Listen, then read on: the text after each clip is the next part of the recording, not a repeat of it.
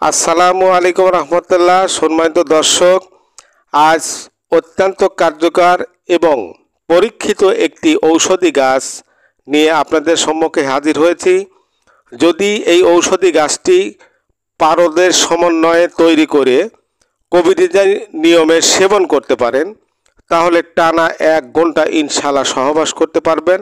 আপনার স্ত্রী যতই হাই সেক্সি হোক, কাল নাগিনী হোক না কেন, আপনার কাছে পরাস্ত হবে। বিছানায় আপনি ঝড় তুলতে পারবেন, আপনার কাছে মাপ চাইতে বাধ্য হবে, আপনাকে টাইগার পুরুষ, বীর পুরুষ বলতে বাধ্য হবে।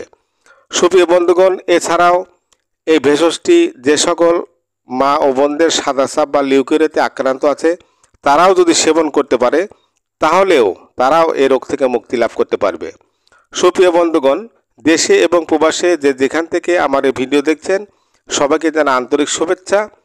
আর বিশেষ করে যারা আমাদের চ্যানেলটি সাবস্ক্রাইব করে মহব্বত করে সাবস্ক্রাইব করেছেন, তাদেরকে রইল প্রীতি এবং শুভেচ্ছা।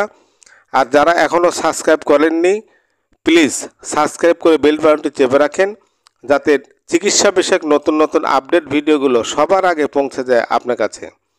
সুপ্রিয় বন্ধুগণ, স্ক্রিনে যে আপনার ভেষজটি দেখতে পাচ্ছেন, এটা মূলত আপাং গাছ।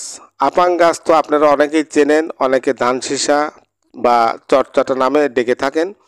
তা আসলে ঔষধ তৈরি করাই হলো মেইন।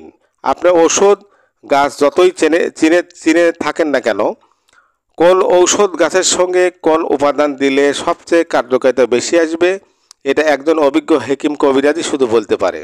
সুপ্রিয় বন্ধুগণ, আমি সংক্ষেপে জানিয়ে দেব কিভাবে আপনি ঔষধ তৈরি করে সেবন করবেন।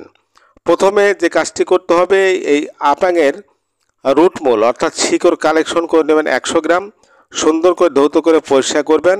এবার পারদকে শোধন করে করজলি করতে হবে, 1 তুলা পরিমাণ করজলি অর্থাৎ 12.5 গ্রাম।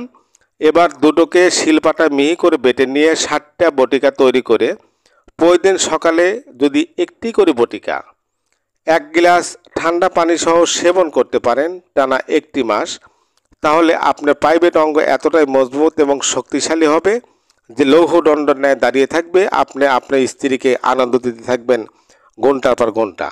সুপ্রিয় বন্ধুগণ, যদি ভিডিওটি ভালো লেগে থাকে, লাইক কমেন্ট শেয়ার করতে ভুলবেন না। সবাই সুস্থ এবং ভালো থাকবেন এ প্রত্যাশা রেখে আজ এখানে বিদায় নিচ্ছি। আল্লাহ হাফেজ।